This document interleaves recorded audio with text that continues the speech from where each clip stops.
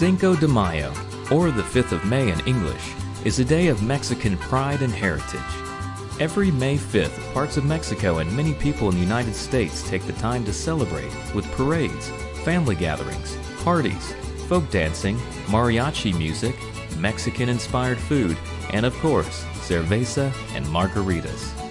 Over the years, many Americans have come to assume that it honors the day of Mexico's independence, and that's actually not true. Mexican Independence Day is called Grito de Dolores, or in English, Cry of Dolores, in reference to the battle cry of the Mexican War of Independence from Spain. It is celebrated on September 16th, when Mexico declared its independence back in 1810. So what really happened on the 5th of May, and what are we truly celebrating? Cinco de Mayo commemorates an event that happened some 50 years after Mexico declared its independence. The 19th century was especially brutal for Mexico. After a long and fierce battle to win its independence from Spain, the young nation clashed with the United States from 1846 to 1848, and then a civil war beginning in 1857. These struggles ruined Mexico's economy, and the country had accumulated quite a bit of war debt. By 1861, Mexico had borrowed a lot of money from the United Kingdom, Spain, and France. With no other options, Mexican President Benito Juárez suspended payments on Mexican debt for 2 years. That news wasn't well received by the European countries. In response, representatives from the Spanish, British, and French governments met in London, and on October 31, 1861, signed a tripartite agreement to intervene in Mexico to recover the unpaid debts. It led the three countries to put pressure on Mexico through naval blockades. Although the British and Spanish governments had more limited plans for intervention, Napoleon was interested in reviving French global ambitions. Not that Napoleon, this guy, Napoleon III, Napoleon Bonaparte's nephew and the Emperor of France. Napoleon III desired to incorporate Mediterranean states and former Spanish and Portuguese colonies in the Americas into a French-led federation. The United States Civil War gave Napoleon III the chance to conquer Mexico without American interference. In December 1861, Spanish troops landed in the port of Veracruz. The French and British followed in early January.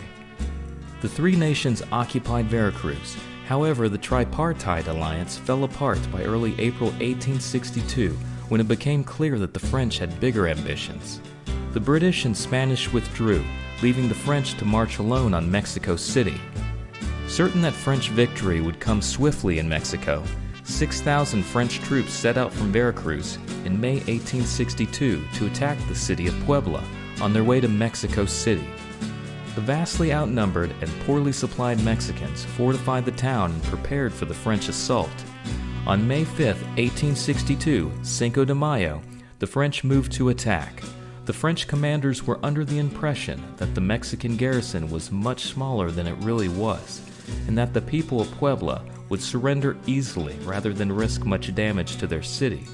The French army tried a direct assault on Puebla, ordering the troops to concentrate on the strongest part of the defense, Guadalupe Fortress, which stood on a hill overlooking the city. Attacking the fortress directly would prove to be a major mistake. The French infantry attacked 3 times, and each time they were repelled by the Mexicans.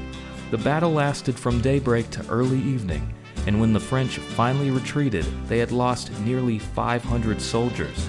Fewer than 100 Mexicans had been killed in the clash. Although not a major strategic win in the overall war against the French, the Mexican victory, led by Texas-born General Ignacio Zaragoza on Cinco de Mayo, represented a great symbolic victory for the Mexican people and empowered the resistance movement. Because of this great triumph, General Zaragoza is considered a hero and champion of the Battle of Puebla. Since then, the city of Puebla has been renamed Puebla de Zaragoza. So that's it, right? Happy Cinco de Mayo, the day when a ragtag band of Mexican troops managed to defeat what was then the greatest army in the world. David had beaten Goliath, a truly impressive feat. But that's not the end of the story. Now the pride and prestige of France and of Napoleon III was at stake. Reinforcements were sent, and the French army in Mexico rose to 28,000 men. During the winter, the French prepared for a new campaign in spring 1863. This larger French force laid siege to Puebla beginning on March 16th by encircling the city. The Mexican troops in Puebla held out for almost 2 months before being forced to surrender.